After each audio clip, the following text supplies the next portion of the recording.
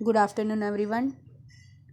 Today we will start next chapter, life in tropical and subtropical regions.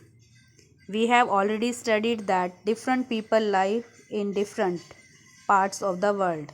जैसा कि हम पहले भी रीड कर चुके हैं कि वर्ल्ड के अंदर जो डिफरेंट पीपल हैं डिफरेंट वे से लिविंग करते हैं. Different types of crops, food habits, लोगों की अगर हम बात करें उनकी लाइफस्टाइल की, उनकी रहने की, खाने पीने की, उनकी डिफरेंट कौन सी क्रॉप्स वो ग्रो करते हैं या उनकी फूड हैबिट्स कौन सी हैं, किस टाइप के एनिमल्स वो रियर करते हैं, ठीक है, या उस डिफरेंट प्लेसेस पर किस तरह के एनिमल्स, बर्ड्स, इंसेक्ट्स मिलते हैं, ठीक है. And their habitats change from country to country and continent to country. और जैसा कि हम देख सकते हैं कि प्लेस टू प्लेस जब कोई भी प्लेस चेंज होता है तो मीन्स किसी भी एक कंट्री और अनदर कंट्री में ये नहीं है कि सेम हर चीज़ वहाँ एक जैसी मिलेगी. वहाँ का क्लाइमेट अगर चेंज होगा तो वहाँ की वाइल्ड लाइफ भी चेंज होगी, वहाँ की वेजिटेशन भी चेंज होगी, वहाँ के लोगों का रहने सहने, खाने पीने, हर तरह से उनका अलग से एक जीवन जीने का तरीका होगा. ओके, तो यहाँ हम रीड करेंगे ट्रॉपिकल और सब ट्रॉपिकल रीजन्स के बारे में.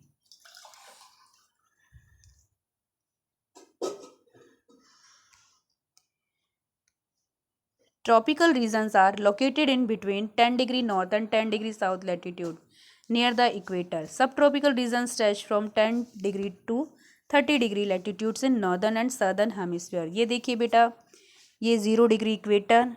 ओके, अब इसके पैरेलल में जो हॉरिजॉन्टली लाइन है 23.5 डिग्री नॉर्थ और 23.5 डिग्री साउथ, ये सारा ट्रॉपिकल एरिया है. अब बात करें सब ट्रॉपिकल की तो ये 30 डिग्री,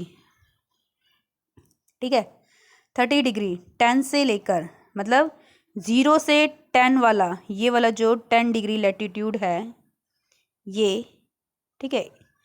बात इसकी करें तो ये ट्रॉपिकल टाइप एरिया, इस रीजन की, इस ट्रॉपिकल रीजन की हम जो है इसके बारे में रीड करेंगे, अमेज़न रिवर के बारे में, जो कि ट्रॉपिकल एरिया में पड़ती है, ठीक है.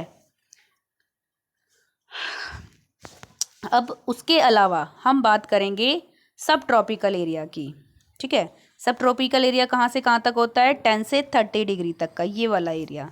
Okay, tropical regions include Amazon basin and subtropical region include Ganga Brahmaputra basin. Tropical region जिसके बारे में हम रीड करेंगे, ट्रॉपिकल रीजन में पड़ने वाला जो रिवर बेसिन है अमेज़न बेसिन, उसके बारे में रीड करेंगे. ये पड़ती है ट्रॉपिकल एरिया में. गंगा ब्रह्मपुत्र बेसिन की बात करें तो ये सब ट्रॉपिकल एरिया में पड़ता है.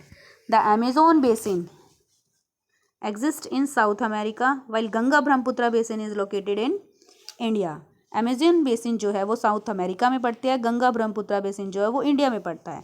These two basin have diverse physical and climatic condition, natural vegetation and different economic activities.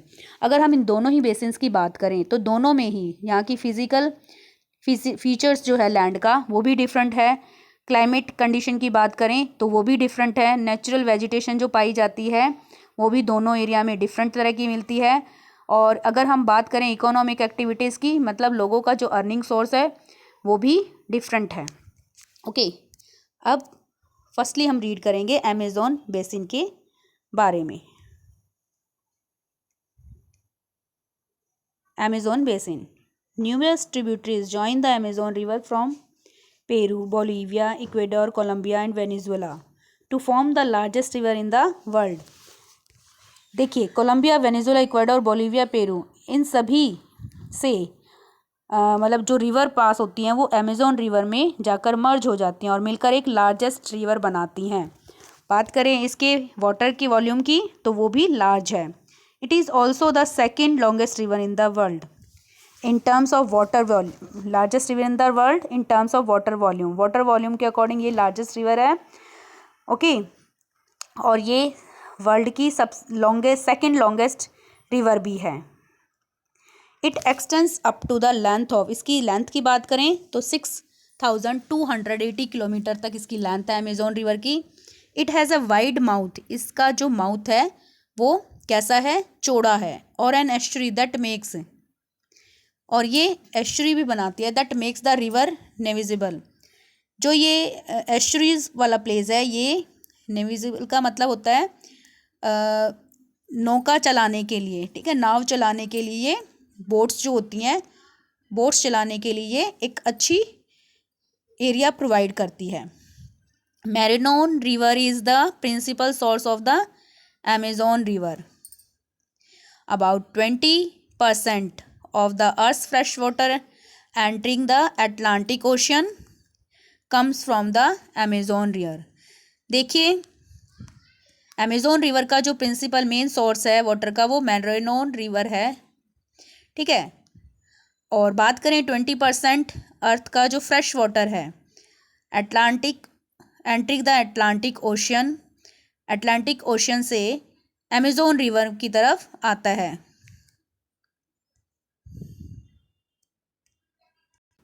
Means Atlantic ocean में जो 20% फ्रेश वाटर है वो अमेजोन रिवर से ही मिलता है। नेक्स्ट आता है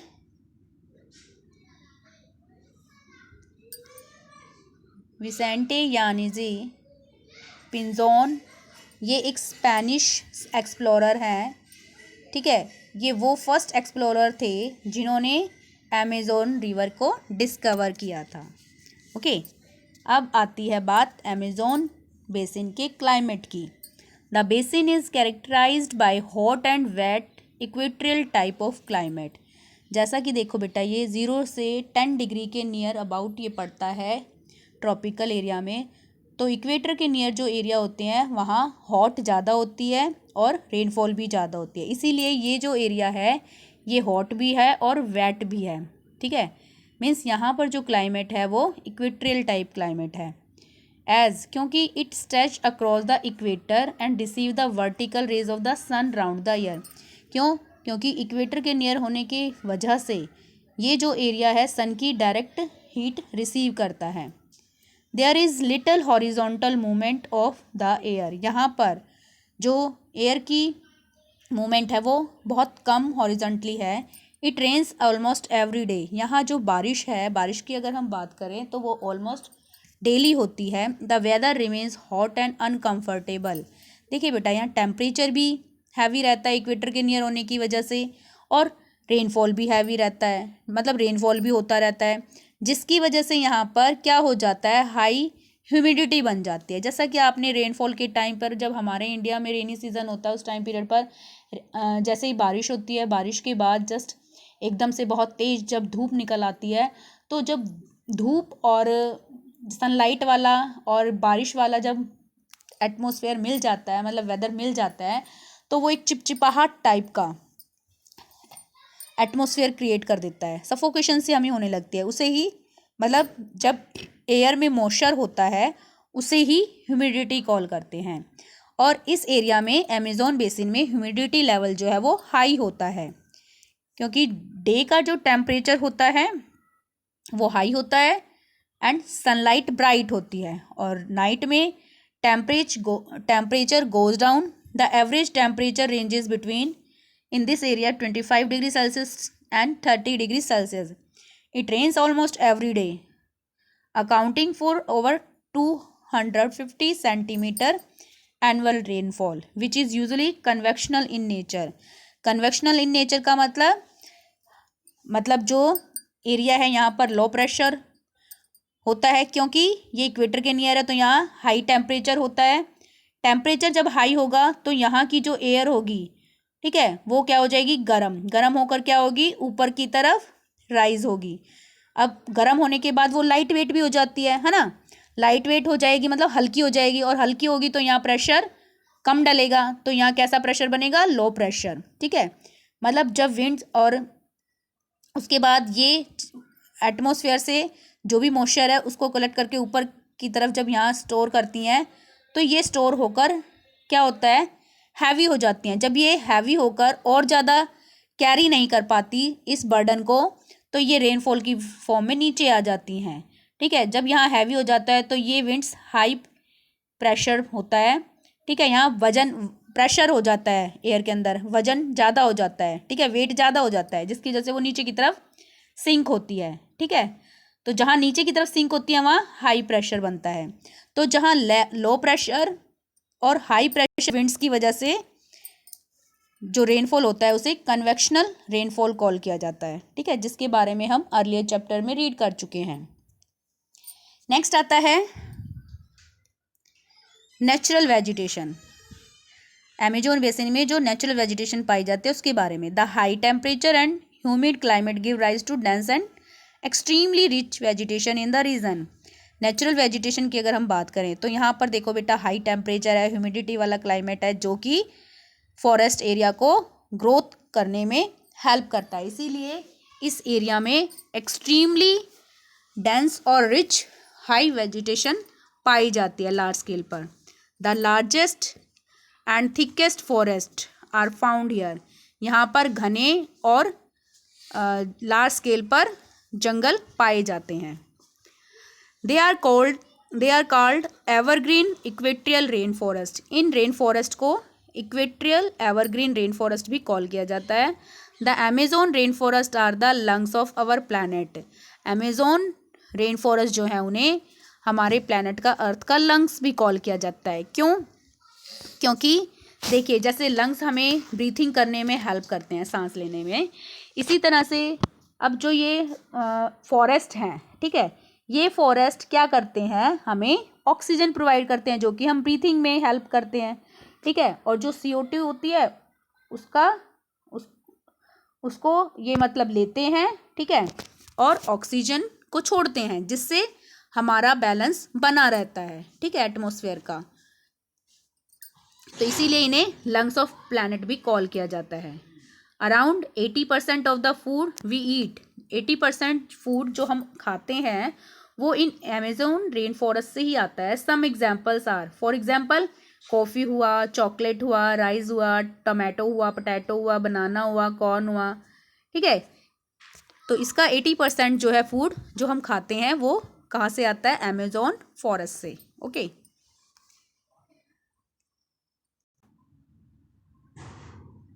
जिसकी वजह से यहाँ पर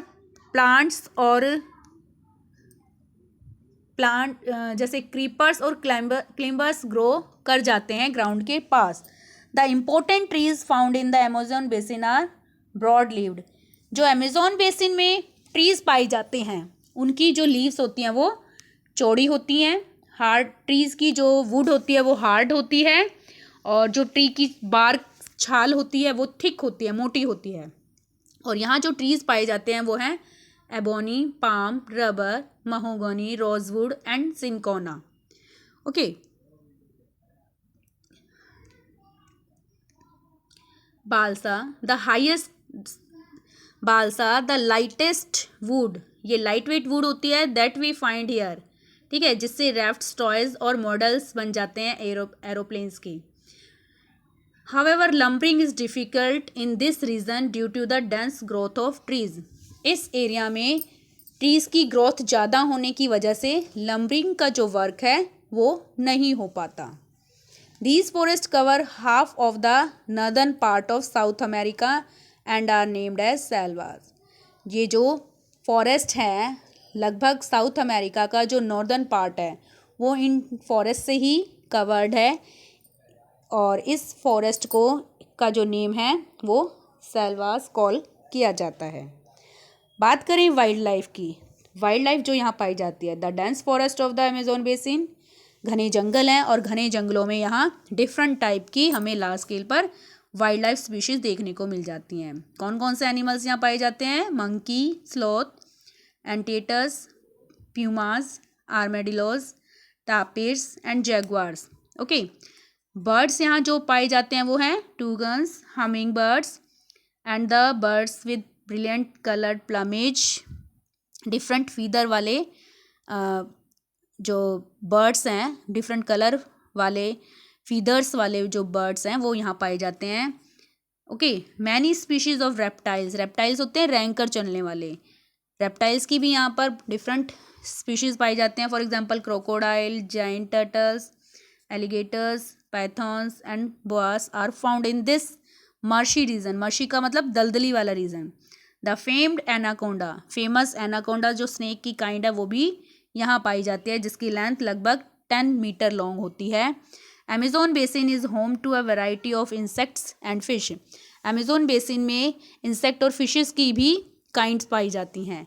पिरानिया फिश यहाँ पाई जाती है अमेजोन बेसिन में, जो कि फ्लैश ईटिंग फिश है, मतलब दूसरे फिश को खाने वाली. Is also found in Amazon river well as in its tributaries. ठीक है. अब आता है पीपल्स यहाँ किस तरह की लिविंग करते हैं और उनका क्या वर्क अर्निंग सोर्स होता है. The Amazon basin has extremely thin population. Amazon basin जो है यहाँ पर पॉपुलेशन बहुत कम है. The core forest area are inhabited by tribal people. इन फॉरेस्ट का जो सेंट्रल एरिया है यहाँ पर थोड़ी बहुत पॉपुलेशन देखने को मिलती है, और वो भी ट्राइबल पीपल, आदिवासी लोग जो हैं यहाँ देखने को हमें मिलते हैं. They lead a very primitive lifestyle. ये जो पीपल हैं यहाँ रहने वाले, ये प्रिमिटिव स्टाइल को अडोप्ट करते हैं. प्रिमिटिव मतलब जो जैसे अर्ली मैन, आदि मानव जैसा करता था ना, उस तरह से. ऑब्टेन द फूड बाय, ये जो प्रिमिटिव स्टाइल से अपनी लाइफ स्पेंड करते हैं. प्रिमिटिव स्टाइल का मतलब अर्ली मैन जैसे फूड गैदरिंग करता था, हंटिंग करता था, फिशिंग करता था. इसी तरह से यहाँ अमेजोन बेसिन में रहने वाले ट्राइबल पीपल्स का भी वर्क यही होता है. फूड वो अपना गैदरिंग और हंटिंग फिशिंग के थ्रू कलेक्ट करते हैं. अब आती है उनकी एग्रीकल्चर करने का तरीका. Shifting agriculture. शिफ्टिंग नाम से ही क्लियर हो जाता है. शिफ्टिंग का मतलब हो गया, मान लीजिए ये फॉरेस्ट एरिया है, यहाँ पर बहुत सारे घने जंगल हैं. ठीक है, ये घने जंगल हैं. इस एरिया को कट किया, इन ट्रीज़ को, और उसके बाद इसको कट करके जला दिया. जलाने पर जो ऐशेज राख हुई, ठीक है, मतलब कट करने के बाद जो थोड़े बहुत रूट्स वगैरह बच जाते हैं लैंड में, उनको जला दिया और उस ऐश को राख को सॉइल के अंदर मिक्स कर दिया.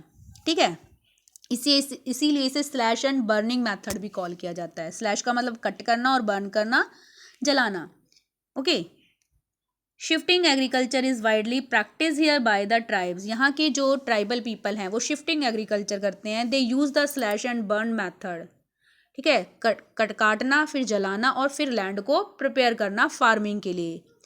Farmers clear a piece of land by cutting down trees and then burning. पहले कट करते हैं ट्रीज को, फिर बर्न कर देते हैं. This releases the nutrients into the soil, जिसकी वजह से वो जो एक राख एशेस के रूप में कन्वर्ट हो जाता है, ठीक है, उसे सॉइल में मिक्स कर देते हैं, जिससे न्यूट्रिशंस मिल जाते हैं. The clear field is use for agriculture for a few years. कुछ सालों तक तो उसे यूज़ किया जाता है एग्रीकल्चर के लिए. जब वो अपनी फर्टिलिटी को लूज़ कर देता है, फर्टिलिटी उसकी ख़त्म हो जाती है. फर्टिलिटी मतलब उपजाऊ क्षमता. जब उस लैंड की ख़त्म हो जाती है तो उसी सेम तरीके से दोबारा से किसी लैंड को क्लियर किया जाता है. फिर वहाँ के क्लियर मतलब कट कर दिया जाता है उस एरिया को, फॉरेस्ट को, और फिर वहाँ से फिर जलाया जाता है और फिर उसी तरह से सेम मेथड चलता है. इसीलिए उसका नाम शिफ्टिंग एग्रीकल्चर है. वाइल मैन हंट, देखिए मैन जो है वो हंटिंग का वर्क करते हैं यहाँ, और वीमेन जो हैं वो क्रॉप्स को टेक केयर करते हैं, क्रॉप्स की देखभाल करती हैं. They mostly grow tapioca, pineapple and sweet potato. Mostly Amazon basin में पीपल्स जो है किस चीज़ को ग्रो करते हैं, टैपियोका, पाइनएप्पल और स्वीट पोटैटो को. देयर मेन फूड इज़, इनका जो मेन फूड है अमेजोन बेसिन के लोगों का, वो कसावा या मैन्योक जिसे हम कॉल करते हैं, वो है. ये पोटैटो की तरह ही अंडरग्राउंड ग्रो करता है. इसके अलावा ये टर्टल्स एंड्स, ठीक है, इनके एग्स भी खाते हैं और एनिमल्स का फ्लैश मांस भी खाते हैं. Some people live in huts. कुछ पीपल जो है यहाँ हट्स में लिविंग करते हैं, और कुछ थैच रूफ्स, मतलब कुछ जो पीपल हैं यहाँ घास फूस के छप्पर से बनी जो छत होती है, ऐसी हट्स में वो लिविंग करते हैं. एट सम प्लेसेस, कुछ प्लेसेस पर जो विलेज है पूरा, वो हाई रेज्ड ग्राउंड जो होता है ना, ठीक है, हाई रेज्ड ग्राउंड मतलब ऊपर की तरफ उठा हुआ एरिया, उस एरिया में अपना रहने के लिए स्थान बनाते हैं ताकि वो वाटर लॉजिंग से बच सकें. वाटर लॉगिंग का मतलब हो गया कि कोई ऐसा ढलान वाला एरिया जहाँ पानी इकट्ठा हो जाता है, ठीक है। The people have very little contact with the outside world and the river remains their main channel of commuting. देखिए जो पीपल है ना यहाँ के, उनका बाहरी दुनिया से बहुत कम कांटेक्ट है और उनका जो मेन कम्यूटिंग का मतलब आने जाने का जो उनका रास्ता है वो इन रिवर के चैनल के थ्रू ही वो आते जाते हैं। Canoes are their only means of transport. वहाँ पर जो एक ट्रांसपोर्ट का जो वे है, साधन है, वो कैनोइज है। कैनोज का मतलब होता है एक बोट होती हैं, जैसे इस तरह की एक बोट सी बनी होती है ना, ठीक है। इस तरह की जो बोट्स होते हैं उन्हें कैनोज कॉल किया जाता है। तो इन कैनोज ही एक सिर्फ ट्रांसपोर्ट का यहाँ पर साधन है। बात करें अब इकोनॉमिक एक्टिविटी की। In some parts of the Amazon basin, economic activity मतलब अर्निंग सोर्स। अमेजोन बेसिन में कुछ पार्ट्स में पीपल्स जो हैं क्या करते हैं, रबर प्लांटेशन करते हैं, ठीक है। Rubber is grown on a commercial scale. Rubber की जो कल्टीवेशन है वो कमर्शियल लेवल पर की जाती है, मतलब ट्रेडिंग के लिए, सेलिंग के लिए रबर को ग्रो किया जाता है। The big city of Manaus was developed as a rubber collecting centre on the river Negro. River Negro के नियर ये रबर कलेक्टिंग का जो वर्क है किया जाता है। A tributary of the Amazon river is now a popular port for ocean liner. Amazon river जो है एक, और इसकी जो सहायक नदी हैं, ट्रिब्यूटरीज हैं, वो पोर्ट के लिए भी पॉपुलर हैं। पोर्ट क्या होता है, ऐसा प्लेस जहाँ पर गुड्स का ट्रेडिंग और एक्सपोर्ट और इम्पोर्ट का वर्क किया जाता है, जहाँ पर सामान जहाँ से चढ़ाया जाता है और उतारा जाता है, वो एरिया किसी वाटर बॉडी के नियर। Coffee, cocoa and sugar cane are the cash crops produce here. Coffee, cocoa और शुगर कैन जैसी कैश क्रॉप्स भी इस अमेजोन बेसिन में ग्रो की जाती हैं। बात करें ट्रांसपोर्ट एंड सिटीज़ की, तो transport and cities earlier the forest was accessible only by navigating the river. पहले क्या होता था, इस फॉरेस्ट एरिया में सिर्फ रिवर के थ्रू, रिवर में बोटिंग के थ्रू ही उस एरिया को, फॉरेस्ट एरिया तक पहुंचा जा सकता था। लेकिन 1970 के बाद द ट्रांस अमेजोन हाईवे जो है वो मेड कर दिए गए ताकि इन रेन फॉरेस्ट तक पहुंचा जा सके। बेलेम is a port in northern Brazil. Brazil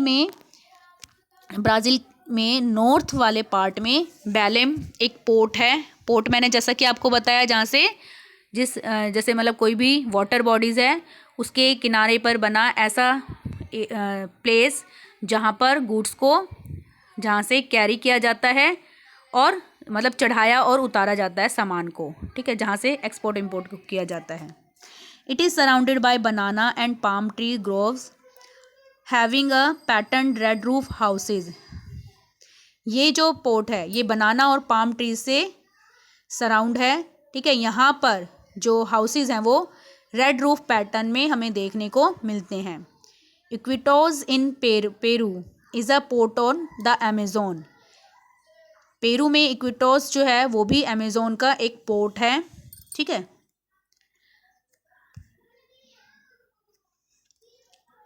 इसके आगे का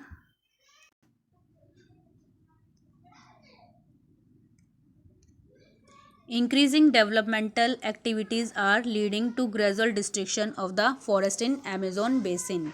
देखिए मतलब धीरे धीरे डेवलपमेंटल एक्टिविटीज़ जैसे कि इंडस्ट्रीज़ ओपन करने के लिए, ओके, या इंक्रीजिंग पॉपुलेशन की डिमांड को पूरा करने के लिए अमेजोन फॉरेस्ट जो है उन्हें धीरे धीरे क्लियर कर दिया गया, कट कर दिया गया। इस तरह से उनका धीरे धीरे विनाश होता चला गया, ख़त्म होते चले गए। Thereby disturbing the ecologic balance, जिसकी वजह से जो इकोलॉजिकल बैलेंस है वो भी डिस्टर्ब हो गया। Due to the destruction of forest के कट होने की वजह से the area is fastly changing into barren and unproductive landscape. Forest area cut करने की वजह से जो ये एरिया था ये एक बैरन, एक बंजर भूमि के रूप में, या अनप्रोडक्टिव मतलब अनउपजाऊ लैंड के रूप में वो कन्वर्ट हो गया, चेंज हो गया, ओके।